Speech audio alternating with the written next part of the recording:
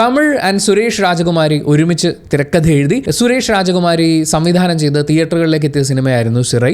തിയേറ്ററിൽ ഉണ്ടായിരുന്ന സമയത്ത് കുറേ ആളുകൾ കാണാൻ സജസ്റ്റ് ചെയ്തിരുന്നു. പല കാരണങ്ങൾ കൊണ്ട് അത് കാണാൻ പോകാൻ പറ്റിയില്ല. ഒരിക്കൽ ഞാൻ ടിക്കറ്റ് ബുക്ക് ചെയ്തതായിരുന്നു, എന്നിട്ടും എനിക്ക് പോകാൻ പറ്റിയില്ല.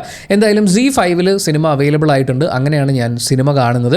ആ സിനിമയെക്കുറിച്ചാണ് നമുക്ക് സംസാരിക്കാനുള്ളത്. സിനിമ വളരെ സിമ്പിളായിട്ട് പറയാനാണെങ്കിൽ തുടക്കം മുതൽ അവസാനം വരെ എൻഗേജിംഗ് ആയി പോകുന്ന ഒരു ലവ് സ്റ്റോറിയും അതിനോടൊപ്പം നമ്മുടെ നിയമ സംവിധാനത്തിൻ്റെ പോരായ്മകളും അതിൻ്റെ ഭാഗമായി നിൽക്കുന്ന ആളുകളുടെ ബുദ്ധിമുട്ടുകളും ഒക്കെ നമ്മളിലേക്ക് എത്തിക്കുന്ന ഒരു സിനിമയാണ്. വീട്ടിൽ നമ്മൾ OTTയിൽ ഈ സിനിമ കാണുന്ന സമയത്ത് കൊച്ചുകുട്ടികൾ കണ്ടാൽ കുഴപ്പമുണ്ടോ എന്ന് ചോദിച്ചു കഴിഞ്ഞാൽ ഹെവി വയലൻറ്റ് അങ്ങനത്തെ സംഭവങ്ങളിലേക്ക് സിനിമ പോകുന്നില്ല. എന്നാലും പിള്ളേർക്ക് കണ്ട് എൻജോയ് ചെയ്യാനുള്ള എന്തെങ്കിലും ഉണ്ടോ എന്ന് ചോദിച്ചു കഴിഞ്ഞാൽ എനിക്കറിയില്ല. കുറച്ചും കൂടി ഒരു മുതിർന്ന ആളാണെന്നുണ്ടെങ്കിൽ ഒരു 10-18 വയസ്സിന് ഇപ്പുറം നിൽക്കുന്ന അറ്റ്ലീസ്റ്റ് ഇതിലെ പ്രണയത്തിനെങ്കിലും മനസ്സിലാക്കാൻ കഴിയുന്ന ഒരാൾക്കാണ് ഈ സിനിമയുടെ ഒരു ഫീല് കിട്ടുക എന്ന് എനിക്ക് തോന്നുന്നു. നമുക്ക് കണ്ടിരിക്കാവുന്ന വളരെ എൻഗേജിംഗ് ആയി കണ്ടിരിക്കാവുന്ന ഒരു സിനിമ അനുഭവമായിട്ടാണ് എനിക്ക് സിറൈ ഫീൽ ചെയ്തത്. സിനിമയുടെ വലിയ പോസിറ്റീവ് ഘടകങ്ങളൊക്കെ പറയാനാണെങ്കിൽ ഒന്ന് പെർഫോമൻസുകളാണ്. എല്ലാവരും മികച്ച പ്രകടനങ്ങളാണ് പുറത്തെടുത്തിട്ടുള്ളത്. നമ്മുടെ മലയാളികളായിട്ടുള്ള അഭിനേതാക്കളെ നമുക്ക് ഇതിനകത്ത് കാണാൻ പറ്റും. വിക്രം പ്രഭു ആണ് ഇതിലെ ഒരു കേന്ദ്ര കഥാപാത്രത്തിന്, ഒരു പോലീസ് കോൺസ്റ്റബിൾ കഥാപാത്രമാണ് അത് അവതരിപ്പിച്ചിട്ടുള്ളത്. LK അക്ഷയാണ് ഇതിലെ നായക കഥാപാത്രം എന്ന് നമുക്ക് വിളിക്കാവുന്ന ഒരു കഥാപാത്രത്തിന് ചെയ്തിട്ടുള്ളത്. അനിഷ്മ അനിൽകുമാർ, കാതലൻ സിനിമയിലെ നായിക, പുള്ളിക്കാരിയാണ് ഇതിലെ നായിക കഥാപാത്രത്തെ അവതരിപ്പിച്ചിരിക്കുന്നത്. പിന്നെ മലയാളിയായിട്ടുള്ള രമ്യ സുരേഷും ഇതിനകത്തൊരു പ്രധാന കഥാപാത്രത്തെ അവതരിപ്പിച്ചിട്ടുണ്ട്. എല്ലാവരും അവരവർക്ക് കിട്ടിയിട്ടുള്ള കഥാപാത്രങ്ങളെ ഗംഭീരമായി തന്നെ അവതരിപ്പിച്ചിട്ടുണ്ട്. എന്ന് വെച്ചാൽ ഭയങ്കര പെർഫോമൻസ് ഓറിയൻറ്റഡ് സീക്വൻസുകൾ ഉണ്ടോ എന്ന് ചോദിച്ചു കഴിഞ്ഞാൽ ഇല്ല. പക്ഷേ പോലീസ് ഉദ്യോഗസ്ഥരായി അഭിനയിച്ചിരിക്കുന്ന ആളുകളെല്ലാവരും അവരുടെ ഒരു ബോഡി ലാംഗ്വേജ് അങ്ങനെ മെയിൻറ്റെയിൻ ചെയ്യേണ്ടതായിട്ടുണ്ട്, അതുണ്ട്. എന്നാൽ അതേസമയം അയാളുടെ ഒരു സോഫ്റ്റ് സൈഡ് നമ്മൾ കാണുന്നുണ്ട്. കൂടെയുള്ള ആളുകളെ കാണുക, തിരിച്ചറിയുക, മനസ്സിലാക്കാൻ പറ്റുക എന്ന് പറയുന്ന ഒരു സൈഡും അതിൻ്റെ കൂടെ ഈ പറയുന്ന ഒരു പോലീസ് സംഭവം എല്ലാം കൊണ്ടും വിക്രം പ്രഭു അടക്കമുള്ള ഇതിലെ അഭിനേതാക്കളെല്ലാവരും മികച്ച പ്രകടനങ്ങൾ എടുത്തിരിക്കുന്നു. ആൻഡ് വലിയൊരു പോസിറ്റീവ് പറയേണ്ടത് ഇതിൻ്റെ മ്യൂസിക്കാണ്.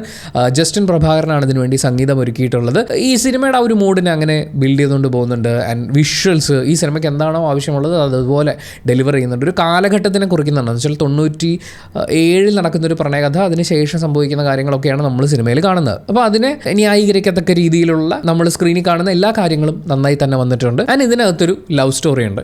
ലവ് സ്റ്റോറി ഈസ് ലൈക്ക് ഒരു പ്ലെയിൻ പരിപാടിയാണ്. എന്ന് വെച്ചാൽ ഇതിൻ്റെ കഥ ഞാൻ പറഞ്ഞു കഴിഞ്ഞ് കഴിഞ്ഞാൽ സിമ്പിൾ സ്ട്രെയിറ്റ് കഥയാണ്. പക്ഷേ അതിനകത്തും ഈ ഇമോഷനെ കൊണ്ടുവരാൻ അവർക്ക് പറ്റിയിട്ടുണ്ട് എന്ന് പറയുന്നത് ഒറ്റയടിക്ക് കഥ പറഞ്ഞ് തീർക്കുന്നത് പോലെ അല്ല ഇതിലെ പ്രണയകഥയുള്ളത്. അത് പല രീതിയിലാണ് വരുന്നത്. ആൻഡ് ഈ പ്രണയകഥയെ മനസ്സിലാക്കുന്ന പോലീസുകാരൻ്റെ ഒരു ലൈഫ് സ്റ്റോറിയും കാര്യങ്ങളും കൂടി ചേരുമ്പോൾ അത് വളരെ എഫക്റ്റീവായി അവതരിപ്പിക്കാൻ അവർക്ക് പറ്റിയിട്ടുണ്ട്. പിന്നെ AR ക്യാമ്പിലുള്ള പോലീസ് ഉദ്യോഗസ്ഥർ അവർ നേരിടേണ്ടി വരുന്ന ബുദ്ധിമുട്ടുകൾ, അവരുടെ അടുത്ത് വരുന്ന ഓരോ വിചാരണ കൈദികളും അവരെങ്ങനെയാണ് അവരെ ഹാൻഡിൽ ചെയ്യുന്നത്, അവർക്ക് എന്തൊക്കെയാണ് ഇതിൽ തിരിച്ചു കിട്ടുന്നത്, അവരുടെ റിസ്ക് എത്രത്തോളമാണ് എന്നൊക്കെ പറയുന്ന ഒരുപാട് ഘടകങ്ങളെ കാണിക്കാൻ സിനിമയ്ക്ക് പറ്റുന്നുണ്ട്. അതുപോലെ തന്നെ നമ്മുടെ നീതിന്യായ വ്യവസ്ഥ, അവിടെയുള്ള ചില പ്രശ്നങ്ങൾ, justice delayed is justice denied എന്നാണല്ലോ പറയുക. അപ്പോൾ അതിൻ്റെ ഒരു കാര്യകാരണങ്ങളും കുറച്ച് സംഭവങ്ങളൊക്കെ സിനിമയിൽ പോകുന്നുണ്ട്. ആ ഒരു പൊളിറ്റിക്കൽ സൈഡ് ഈ നിയമം അറിയുന്നവർ അത് അവനവന് വേണ്ടി ഉപയോഗിക്കുന്നത് പോലെ തന്നെ ബാക്കിയുള്ളവർക്കും സഹായകമാവുന്ന രീതിയിൽ.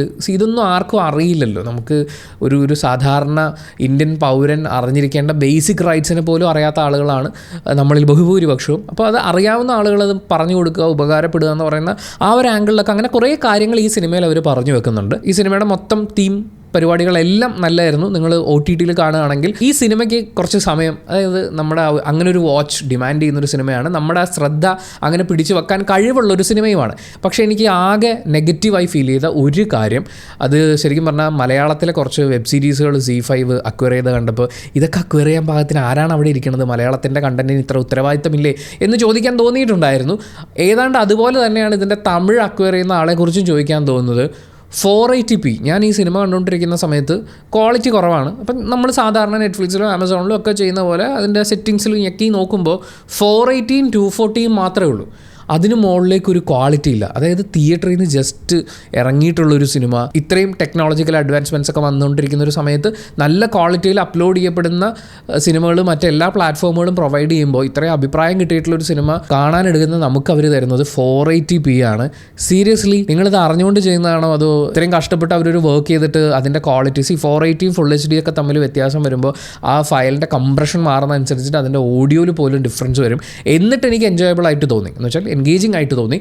അങ്ങനെ ഒരു സിനിമ നിങ്ങൾ നല്ല ക്വാളിറ്റിയിൽ നാട്ടുകാരിലേക്ക് എത്തിക്കുക എന്ന് പറയുന്നത് നിങ്ങളുടെ ഒരു ഉത്തരവാദിത്വമല്ലേ? ഈ സബ്സ്ക്രിപ്ഷനൊക്കെ എടുത്തിട്ടുള്ള ആളുകളോട് നിങ്ങൾ കാണിക്കേണ്ട ഒരു മിനിമം മര്യാദയല്ലേ എന്ന് ZEE5 ചോദിക്കാൻ തോന്നുന്നത്. അപ്പോൾ എനിക്ക് എൻ്റെ സബ്സ്ക്രിപ്ഷനിൽ ഒരു സംശയം തോന്നി. ഞാൻ എന്നിട്ട് എന്ത് ചെയ്യുന്നു വെച്ചാൽ സബ്സ്ക്രിപ്ഷൻ പ്ലാൻ എടുത്ത് നോക്കി, ബാക്കി സിനിമകൾ എടുത്ത് നോക്കി. വെബിൽ കാണുമ്പോൾ നമുക്ക് ഈ ക്വാളിറ്റിയേ ഉള്ളൂ. ഞാൻ ഫോണിൽ എടുക്കുന്ന സമയത്താണ് എനിക്ക് ഫുൾ HD കിട്ടുന്നത്. S25 അൾട്രയിലാണ് ഞാൻ കാണുന്നത്. വെബിൽ കാണുമ്പോൾ 480p തരുന്നുള്ളൂ എന്ന് പറയുന്നത് ഞാൻ മാക്കിലാണ് കാണുന്നത്. എനിക്ക് കുറച്ചും കൂടി വലിയ സ്ക്രീനിൽ കാണാൻ ഇതാണ് സൗകര്യം. നിങ്ങൾ എങ്ങനെ ലിമിറ്റ് ചെയ്യുന്നതിലെ പർപ്പസ് എന്താണെന്നുള്ളത് എനിക്ക് മനസ്സിലാവുന്നില്ല. സിനിമ ഓൾമോസ്റ്റ് തീരാറായ സമയത്താണ് എനിക്ക് തന്നെ ദേഷ്യം വന്നിട്ട് ഞാൻ ഫോണിലെടുത്ത് നോക്കിയത്. ഫോണിൽ ഫുൾ HD കൊടുക്കുമ്പോൾ നിങ്ങൾക്ക് അതിനേക്കാൾ കുറച്ചും കൂടി ബെറ്റർ ആയിട്ടുള്ള ഇത്രയും വലിയൊരു സ്ക്രീനിൽ 4K ഒന്നും വേണ്ട, ഫുൾ HD തന്നൂടെ? ഒരു പരിതാപകരമായിട്ടുള്ള കാര്യമാണ് എന്ന് സൂചിപ്പിച്ചുകൊണ്ട് ഞാൻ ഈ വീഡിയോ വൈൻഡപ്പ് ചെയ്യുകയാണ്. Thank you so much for watching this video. Video ഇഷ്ടപ്പെട്ടാൽ ലൈക്ക് ചെയ്യുക, കമൻറ്റ് ചെയ്യുക, ഷെയർ ചെയ്യുക. സബ്സ്ക്രൈബ് ചെയ്യുന്ന കാര്യവും ഹൈപ്പ് ചെയ്യുന്ന കാര്യവും പരിഗണിക്കുക. സിനിമ കാണാനുള്ള ലിങ്ക് ഡിസ്ക്രിപ്ഷനിലുണ്ട്.